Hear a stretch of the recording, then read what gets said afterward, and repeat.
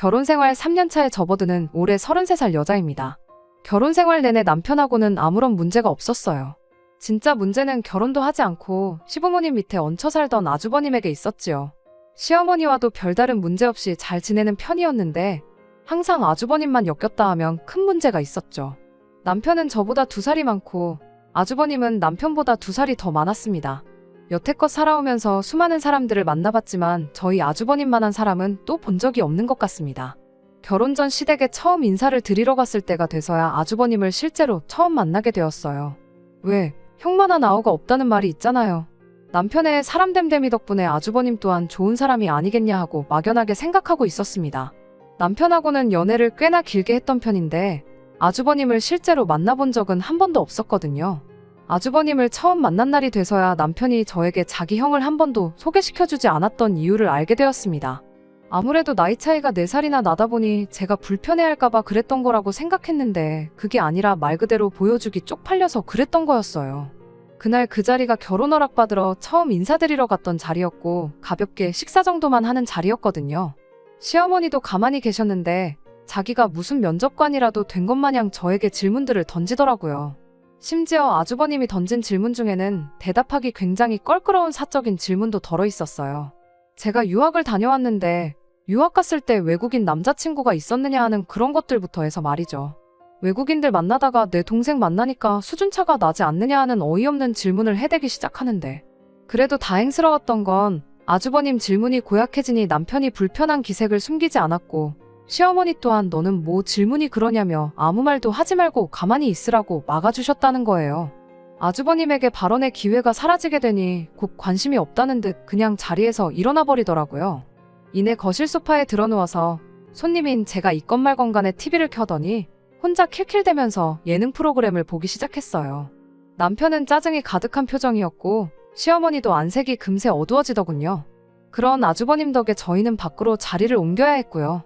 시어머니가 저 온다고 해서 음식도 이것저것 준비해 주셨는데 그건 집에 돌아가는 길에 따로 반찬통에 담아서 저한테 주셨어요. 아무튼 옮겨간 자리에서 시어머니가 아주버님에 대한 이야기를 먼저 꺼내셨습니다.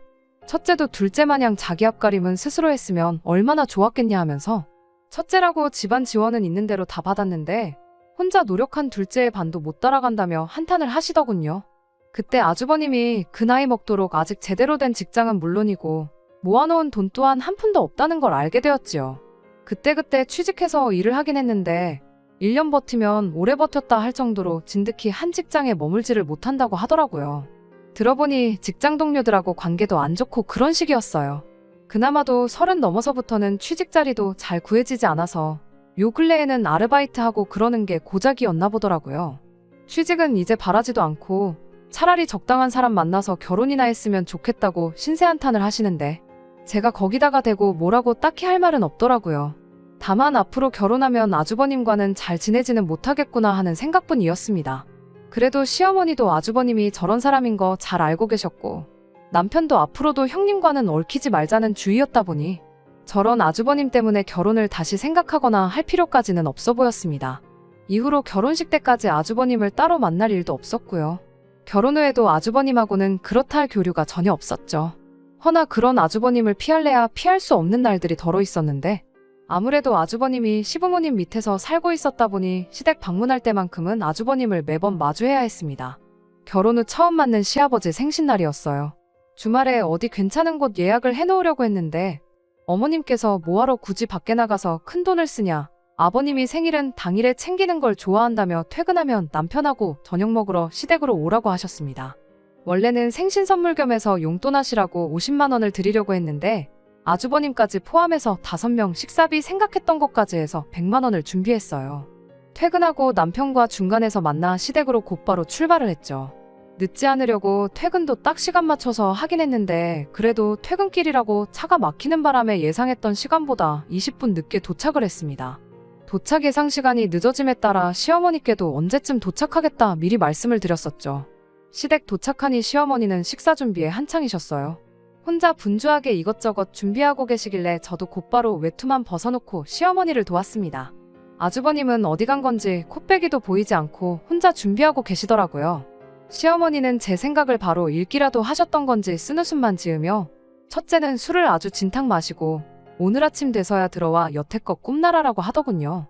그때가 평일이었는데 그때까지 자고 있는 것도 대단했지만 평일에 아침까지 술을 먹고 집에 들어오는 것 또한 대단하구나 싶었네요. 제가 어머님 앞에서 아주버님 흉을 볼 것도 아니고 같이 뒷담화를 할 것도 아니고 해서 그 말 듣자마자 그렇군요 하고 대화의 화제를 애써 돌렸습니다. 그렇게 시어머니 도와서 음식 준비 끝내고 상 다 차려놓고 식사를 시작했습니다.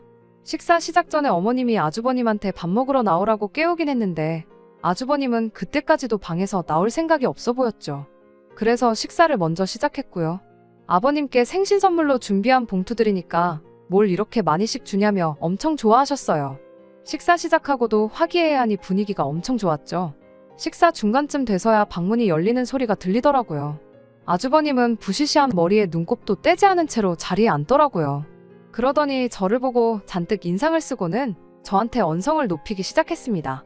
저보고 개념이 없다고 하면서 말이죠. 저 인간이 왜 저러나 싶었는데 고작 한다는 소리가 어른이 숟가락을 들기도 전에 밥을 먹는 게 말이나 되냐는 소리였어요. 말인즉슨 제가 이 집에서 제일 미친데 자기가 식사 시작하기도 전에 제가 밥을 먹고 있었다는 게 언짢다는 거였어요. 세상에 이게 무슨 미친 소리인가 싶었어요. 식사 시작 전에 어머님이 깨웠을 때 곧바로 나오지 않고 지 잠 깰 때까지 방구석에 처박혀 있던 게 누군데 저러나 싶더라니까요. 제가 뭐 아주버님 숟가락 들 때까지 침만 꿀꺽 삼키면서 가만히 기다리고 있지는 않았겠지만 말이에요. 아주버님의 헛소리는 제가 받아칠 필요도 없었습니다. 누가 봐도 말도 안 되는 억지였고 남편도 그게 무슨 개소리냐며 마치 아주버님하고 당장 싸움이라도 할 듯이 불편한 기색을 숨기지 않았거든요. 분위기가 삭막해지는 가운데 어머님과 아버님께서 먼저 두 자식들을 말렸어요. 그리고는 아주버님한테 폭탄 선언을 했습니다. 그때까지는 저도 엄청 통쾌했습니다. 아무래도 당신들이 자식 교육을 잘못 시킨 것 같다고 하면서 아주버님을 집에서 쫓아내버렸거든요. 정신 못 차리고 사는 거 자식이니까 품어줬더니 똥오줌도 못 가린다면서요. 여태껏 대주던 생활비도 다 끊어버리는 건 물론이고 역으로 앞으로는 집에 생활비를 보태라고. 생활비 안 내는 순간 짐 싸서 밖으로 내쫓아버리겠다고 하는데 아주버님이 찍소리도 못하는 꼴을 보니 아주버님하고 몇 번 트러블이 있지는 않았지만 제 속이 다 후련했어요. 시부모님도 이번 기회를 통해 아주버님 사람 한번 만들어 보려고 했던 것 같은데 그때까지는 저도 쌤통이다 싶었는데 아주버님이 시부모님이나 저희 생각을 훨씬 넘어서는 사람이었고 역효과가 날 거라고는 그때 당시에는 아무도 생각을 못했습니다. 그날 이후로 아주버님이 아르바이트이긴 하지만 일자리도 구했고 과정까지는 다 좋았는데 돈이 생기니 또 그 돈을 홀랑 술 먹는 데다 써버렸던 거예요. 내야 했던 생활비를 못 낸 건 말할 것도 없지요. 평소 시부모님 같으면 그냥 넘어가셨겠지만 꺼낸 말이 있다 보니까 이번에 그냥 넘어가면 아주버님이 원래 모습으로 돌아오는 건 시간 문제라고 생각하셨는지 아주버님을 진짜로 집에서 내쫓아버렸습니다. 그 소식을 남편에게서 전해 들었을 때는 진짜 통쾌했는데 문제는 바로 다음 날이었어요. 쫓겨난 아주버님이 짐 싸들고 저희 집으로 찾아왔거든요. 퇴근하고 왔는데 우리 집 현관문 앞에 짐 가방이랑 그 옆에 쪼그려 앉아있는 아주버님 보고 시겁했어요. 저희 때문에 쫓겨난 거니까 저희 보고 책임지라고 막무가내로 나오더라고요. 시댁에 보내야 할 생활비를 내놓던지 아니면 저희 집 방 한 칸을 비우던지 하던가 해서 말이에요. 그 와중에도 자기가 무슨 잘못을 한 건지 뉘우치기는커녕 탓할 사람을 찾고 있다니 웃음도 나오지 않았습니다.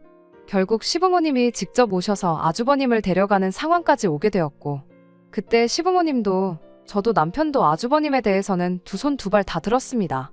당연히 그날부로 나가던 아르바이트도 그만뒀고요. 저런 사람이 남편과 형제라니 정말 믿기지가 않았어요. 그 뒤로는 시댁의 발길도 끊었습니다. 시부모님과 아주 연을 끊었다거나 그런 건 아니에요. 정확히 말하자면 아주버님과 연을 끊어낸 거나 마찬가지였죠. 명절 때는 어쩔 수 없이 시댁에 가야 했지만 그 외의 이유로 시부모님을 만나거나 식사라도 한 끼 대접하려면 무조건 밖에서 만났습니다. 저희 인생에 있어 아주버님이라는 사람을 아예 빼놓으니 솔직히 저는 너무 편했어요. 남편도 애초에 아주버님하고는 엮이는 걸 싫어했었으니 아무런 불만이 없었죠. 다만 시부모님의 경우는 예외였지요. 아무래도 두 형제가 서로를 의지하고 그러는 모습을 보고 싶었을 테니 속이 많이 상하셨을 거예요. 하지만 그렇다고 바뀔 의지조차 없는 아주버님과 억지로 사이가 좋아지려 노력해야 할 이유는 없었지요. 믿는 도끼도 아니고 믿지도 않던 도끼가 어김없이 저희 발등을 찍어대는데 시부모님 속상한 거야 충분히 이해가 되지만 저희가 어떻게 할 수 있는 게 아니었으니까요. 그렇게 얼마 전까지는 아무런 문제가 없었어요. 아주버님이 난데없이 결혼 소식을 들고 오기 전까지는 말이에요. 그 소식에 저희도 놀랐지만 진짜 놀랐던 건 시부모님이셨어요. 가망이 없다고 생각했던 장남이 그 어떤 신호도 없이 결혼하겠다 하는데 안 놀랄 부모가 어디 있겠어요. 심지어 그 아주버님이 결혼하겠다고 직장까지 구했다고 하더군요. 아주버님이 나이에 비해 경력이 전무했던 편이다 보니 구했다는 직장도 최저시급 정도 받는다고 해도 무방한 중소기업이었지만 시부모님은 그것만으로도 장족의 발전이 아니겠냐며 엄청 좋아하셨어요. 우리 장남이 드디어 정신 차렸다 하시면서 말이죠. 제가 성격이 꼬인 건지는 몰라도 시부모님이 저렇게 감동하는 동안 저는 저런 아주버님하고 결혼하겠다는 사람도 있구나 하고 놀랐어요. 저희 남편도 한 가족이다 보니 시부모님처럼 생각하고 싶었겠지만 저랑 비슷한 생각을 하고 있었더라고요. 저랑 다툰 뒤 아주버님이 쫓겨난 이후에도 시부모님이 종종 아주버님이 취직만 하면 꼭 생활비를 받아내겠다는 식으로 말씀을 하셨는데 그 이야기도 쏙 들어갔습니다. 오히려 결혼하는데 집이라도 한 채 해줘야 하는 거 아니냐며 그 돈을 어디서 구해야 하나 고민이셨어요. 저희 결혼할 때 시댁에서 1억 지원받았어요. 1억 큰 돈인 거 저도 잘 알고 있습니다. 제 월급 가지고 숨만 쉬고 모은다고 해도 3년 가까운 시간이 걸리는 큰 돈이지요. 지원해주신 거 참 감사한 일이고 그 덕에 대출도 많이 줄일 수 있었지만 막상 아주버님 결혼할 때는 집을 해준다고 하시니 그게 못내 좀 서운하긴 했네요. 사족이긴 합니다만 저희 결혼은 반반 결혼했고 제가 모은 돈이 남편에 비해 모자라긴 했지만 부족했던 만큼 친정에서 1억 5천 지원받아왔습니다. 아무리 아주버님이 시부모님의 아픈 손가락이라고 해도 가만히 있어도 알아서 자라던 저희 남편보다 인생 헛살았다고 해도 무방한 아주버님한테 더 큰 지원을 해주신다는데 남편도 내색은 안 했지만 저랑 비슷하게 서운했었을 거예요. 시부모님이 집 해줘야겠다는 이야기를 꺼냈을 때 표정하며 그 주 주말에 잘 마시지도 못하는 술까지 마시고 집에 들어왔으니까요. 시부모님이 지나가면서 꺼냈던 이야기였긴 한데 장남이라고 집안 지원 홀랑 받았다는 이야기가 떠오르더라고요. 뭐 아무튼 좋은 소식은 좋은 소식이다. 남편도 시부모님이 큰 짐 하나 덜어놓으시는 거 아니냐 하고 금세 이겨냈어요. 좋은 점만 보기로 했던 거예요. 저만 마주쳤다 하면 시골에 풀어놓은 말 안 듣는 개마냥 으르렁거리는 게 우선이었던 아주버님이었는데 결혼 소식 이후로는 정말 사람이 달라졌거든요. 시부모님도 늘 괜찮다고는 하셨지만 은근 저희가 잘 지내기를 바라셨는데 이참에 아주버님이 정신 차렸다면 잘 못 지낼 이유도 없었고 서운한 마음이야 여전하겠지만 따지고 보면 시부모님 돈 시부모님이 쓰고 싶은데 쓰신다는 건데 저희 서운하다고 못 쓰게 할 것도 아니었으니까요. 하지만 아주버님이 결혼할 여자라고 소개시킨 자리에 다녀오고 나서 앞으로 잘 지내겠다 하는 기대가 하루아침에 사라져버리고 말았습니다. 은근히 궁금하기는 했어요. 어떤 여자가 과연 우리 아주버님하고 결혼을 할까 하는 게 말이에요. 그런데 막상 자리에 나가니 멀쩡하다 못해 외적으로 너무 괜찮은 사람이 떡하니 앉아 있었거든요. 과장 조금 보태면 연예인 누구를 닮았다고 하면 진짜 그렇네 하고 생각할 정도로 말이에요. 심지어 나이도 27살로 저보다도 훨씬 어렸어요. 예쁜 외모에 10살 차이 나는 어린 신부인 것도 모자라 집안 배경까지 좋았습니다. 부모님 두 분 다 전문직에 종사하시고 재력도 빵빵해서 집도 혼수도 다 여자 쪽 집에서 하기로 했다고 하더라고요. 그런데 그때부터는 놀라움이 아니라 점점 이 상황이 진짜인가 의심부터 갖게 되었어요. 사실 말이 안 되잖아요. 아무리 27살 아가씨가 세상 물정을 모른다고 해도 저런 사람이 모아놓은 돈은 물론이고 월급 200만 원 언저리 받는 데다가 집도절도 없는 우리 아주버님하고 결혼을 하겠다는 것부터가요. 결혼이 아니라 연애를 시작했다고 해도 안 믿었을 거예요. 아주버님이 외모가 괜찮으면 또 몰라요. 저희 남편이니까 그런 걸 수도 있지만 제가 볼 땐 저희 남편이 훨씬 괜찮거든요. 뭐 학교 다닐 때야 새님인 저희 남편보다 날티나는 아주버님이 더 인기가 많았을 수야 있겠지만 그런데 거기에 집도 혼수도 다 해올 테니 아주버님 보고 몸만 오라는데 그 상황에 제가 아니어도 의심할 사람은 한 트럭이었을 겁니다. 그런데 제 예상과는 다르게 시부모님은 이 모든 상황을 진짜라고 생각하시는지 어떻게 맨몸으로 아들을 장가 보내냐며 뭘 해줘서 보내는 게 당연하다고 당신들이 뭘 해주면 좋겠냐 그런 걸 묻고 계시더라고요. 그래도 정말 0.1%의 확률로 이게 진짜일 수도 있으니 당장 그 자리에서는 말을 아꼈습니다. 자리가 끝나고 아주버님은 예비신부 집에다 데려다주고 오겠다고 그 여자랑 자리를 비웠어요. 어머님 아버님은 그 상황에 입이 귀에 걸리셔서는 아주 싱글벙글. 산통 깨는 것 같긴 하지만 제가 한마디 안 할 수가 없겠더라고요. 그래서 뭔가 좀 이상한 것 같다고 남편 옆구리를 쿡 찔러서 소근소근 말했습니다. 다행히 남편은 저랑 생각이 같았어요. 저 여자 뭔가 있는 것 같다며 제가 말하기 껄끄러웠던 것들을 대신 시부모님께 말해줬어요. 하지만 시부모님은 저희들 말이 귀에 들어올 리가 만무했죠. 암만 고슴도치 자식이라지만 자기 눈에는 우리 아들이 훨씬 훤칠하고 아깝다는 말을 하시더라고요. 남편과 저는 상황을 좀 더 지켜보자고 시부모님을 설득했어요. 시부모님은 그러겠다고 하셨지만 말뿐이었습니다. 정작 상견례 자리에는 저희를 부르지조차 않았어요. 저희 모르게 상견례까지 진행을 하고 얼마 지나지 않아서 결혼 준비를 시작했습니다. 그리고 그 과정에서 시부모님과 완전히 갈라서게 되는 일이 있었습니다. 얼마 전에 시어머니께서 급하게 볼 일이 있다며 저희 집에 찾아오셨어요. 장가보낸 아들 집에 시모가 괜히 들락거리면 부부 사이만 나빠진다며 저희 집엔 집들이 이후로는 한 번도 찾아오셨던 적이 없던 시어머니셨다 보니 그 방문이 보통 일은 아니겠다는 예상이 들었어요.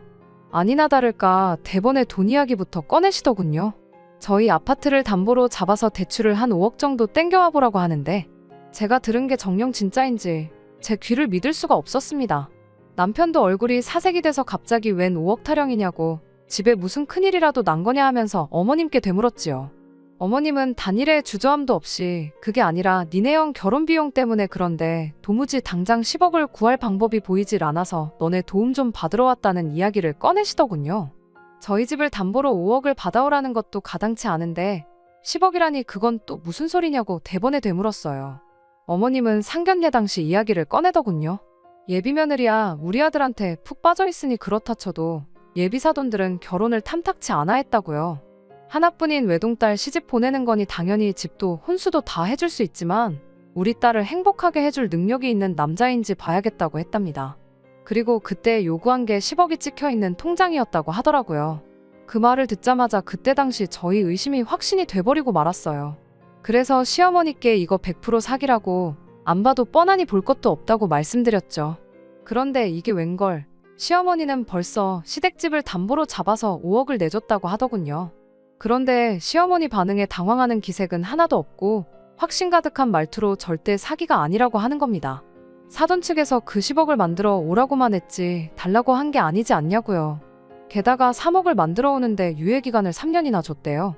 사기를 칠 양반들이었으면 진작에 입금부터 하라고 했지 3년이라는 긴 시간을 줬겠냐며.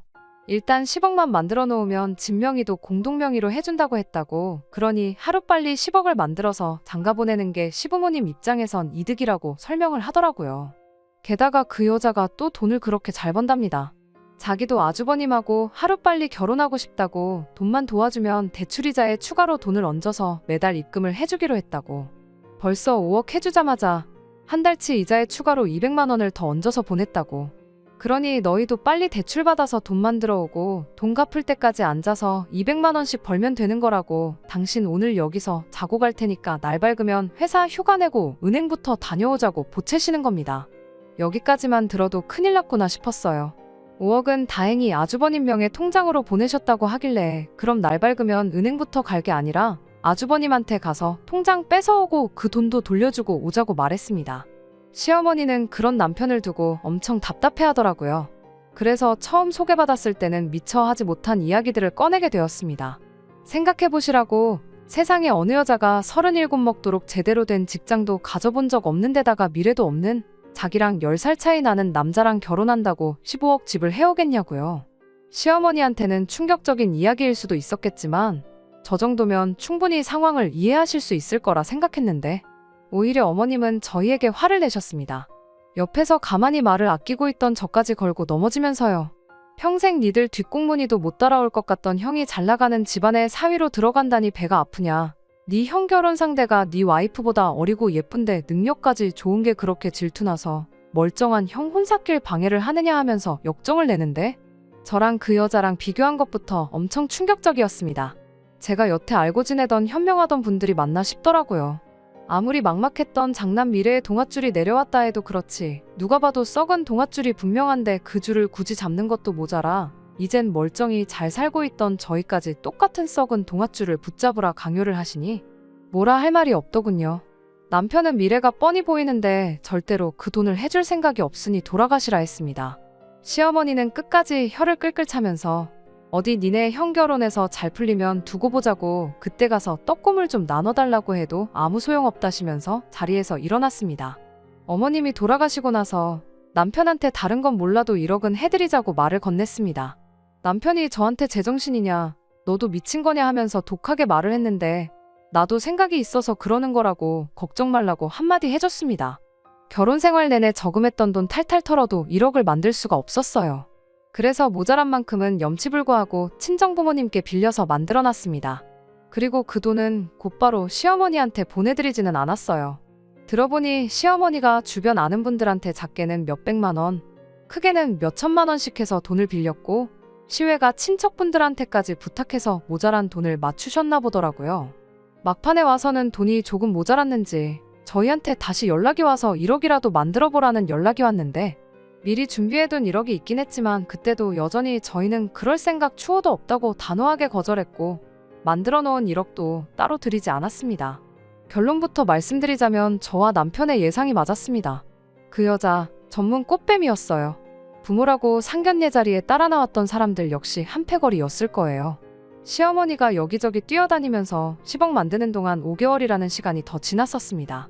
그 과정에 여자 쪽에서 아주버님과 결혼을 빨리 하고 싶으니 해주는 거라며 이자에 추가로 200만 원씩을 계속 보내주고 있었다고 하고요. 그 과정에서 돈 빌려준 시외가 친척분들도 똑같이 이자에 추가로 얼마씩을 받는 상황이었다 하고 그 당시만 해도 아주 온 집안이 잔치 분위기였답니다. 돈 많은 조카 며느리 덕 좀 보겠다 하면서 그 와중에도 저희를 두고 질투심에 눈이 멀어서 부모 형제도 저버린 자식이라며 저희를 나쁘게 말하는 것도 잊지 않았었죠. 애초에 집안 분위기 자체가 장난만 잘 풀리면 그만인 집이었더라고요. 둘째 키워봐야 아무 소용없다고 효도도 모시고 사는 것도 다 첫째가 하는 거 아니겠냐 그러는데 솔직히 그런 말 면전 앞에서 들으면 기분은 엄청 나빴지만 한편으로는 안심이 되었습니다. 저희 쪽에서 하지 않아도 먼저 알아서 연을 끊어주신 거나 마찬가지였으니 말이죠. 돈이 다 모이고 나서 여자 쪽에서 통장도 좋지만 현금 뭉치를 들고 가는 게 더 박력 있어 보일 것 같다고 아주버님한테 그 돈을 인출해서 가자고 꼬셨다네요. 아주버님은 싱글벙글 입이 귀에 걸려서 그 돈을 싹 다 인출했고요. 사위가 된 걸 축하하네 어쩌네 하면서 그날 술자리를 열었나 본데 평소에도 아침 밝을 때까지 멀쩡하게 술만 잘 마시던 남들보다 잘난 건 주량밖에 없던 아주버님이 그날따라 한두 잔 마시고부터 그 이후는 아무 기억이 안 난다고 하더군요. 단지 눈을 떴을 때 그 집 식구들은 물론 돈가방까지 온데간데 없었다는 기억 말고는 말이죠. 경찰에 찾아가 봐도 때는 이미 늦었던 거고요. 알고 보니 그 사람들한테 당한 아주버님 같은 사람들이 전국 팔도에 몇 명씩은 있다고 하더라고요.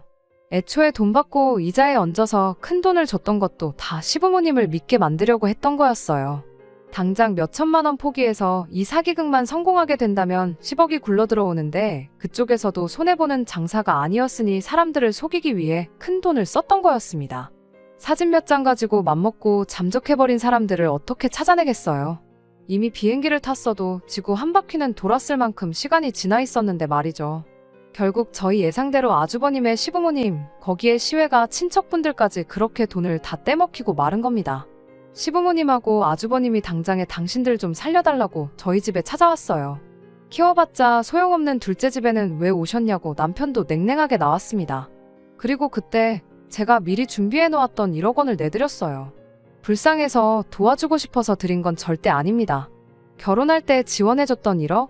이제 돌려드리는 거라고요. 그리고 이제 이걸로 어머님 아버님과 저희 사이에 더 이상 금전적으로 그 어떤 것도 얽힌 게 없는 거라는 설명도 덧붙였습니다. 애초에 저희가 말렸던 일이었던 만큼 앞으로도 이 일과 관련해서 도와드릴 수 없다는 걸 확실하게 밝힌 거예요. 시부모님도 아주버님도 그런 저희 앞에 할 말이 많아 보였지만 당장 상황이 어쩔 수 없으니 그거 받고 조용히 돌아갔습니다. 그렇게 시댁하고 연 끊고 지낸 지도 벌써 몇 달이 넘어가네요. 간간히 시부모님한테 연락이 오고 있긴 하지만 애써 다 무시하고 있습니다. 그건 남편도 마찬가지고요. 남편은 아직도 자책을 하고 있어요. 대로변에 드러눕는 한이 있더라도 시부모님을 자기가 뜯어말렸어야 했다고요. 하지만 당시 상황을 다시 생각해봐도 저희가 무슨 수를 쓴들 시부모님을 막을 방법은 없었을 것 같아요. 남편한테 시부모님한테 1억 돌려드리고 완전히 연을 끊어버린 내가 원망스럽냐고 물어봤는데 다행히 그렇지는 않답니다. 오히려 그 와중에 그 큰돈 내주고 깔끔하게 금전적인 관계를 정리해줘서 고맙다고, 그거 아니었으면 모르긴 몰라도 시부모님 빚을 우리가 같이 갚고 있지 않았겠냐고 하더라고요. 시부모님은 살던 집 내놓고 일단 친척분들 빚부터 갚아주셨답니다. 제가 드린 돈에 일부러 당신 대출도 원금 얼마를 줄였고, 아주버님도 시부모님 등살에 못 이겨 한 달에 이틀인가 쉬고 밤낮 가리지 않고 돈을 벌어오고 있다고 하더라고요. 아주버님 정신 차리는 값이라고 하기엔 너무 비싼 돈이 들었네요. 덩달아 시부모님까지 모든 걸 잃어버리셨고 말이죠. 뻔한 걸 두고 당한 사람들이 멍청하다고 하기엔 잠깐 주변만 돌아봐도 당하는 사람들이 너무 많은 것 같습니다. 제 친척분 중 한 명도 2년 전에 보이스피싱으로 엄청 큰 돈을 날리셨기도 하고, 제 직장 동료분 중에 한 분은 조직적인 투자 사기에 걸려서 여태 모은 돈을 몽땅 날린 사람도 있어요. 당한 사람을 탓하는 것보다 이런 일이 앞으로 일어나지 않도록 하는 예방책이 생기는 것도, 그리고 남을 속여서 돈을 갈취하는 사람들에게는 죄질에 걸맞는 강도 높은 처벌이 생기는 게 더 중요하다는 생각이 드네요. 끝까지 들어주셔서 감사합니다. 오늘의 사연은 여기까지입니다. 구독과 좋아요, 알람 설정 부탁드리고 더 좋은 사연으로 다시 찾아뵙겠습니다. 감사합니다.